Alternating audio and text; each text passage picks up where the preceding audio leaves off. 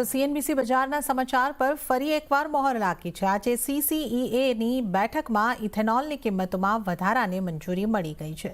C heavy મોલાસીસથી બનેલા ઇથેનોલની કિંમતો ₹1.69 પ્રતિ લીટરથી વધારવામાં આવી છે, જેની કિંમત ₹56.81થી વધીને હવે ₹57.97 થઈ ગઈ છે. ત્યાં જ બી હેવી મોલાસીસ અને કેન જ્યુસથી બનેલા ઇથેનોલની કિંમતમાં કોઈ ફેરફાર નથી કરવામાં આવ્યો.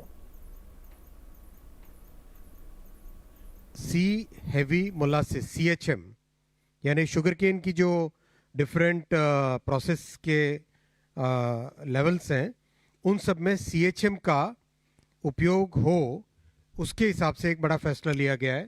हम सब जानते हैं कि एथेनॉल के उपयोग से देश में इकोनॉमी में बहुत बड़ा एक बेनिफिट हुआ है.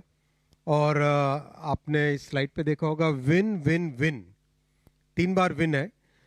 किसानों के लिए भी फायदे में है, फॉरेन एक्सचेंज भी बचता है और एनवायरनमेंट को भी लाभ होता है.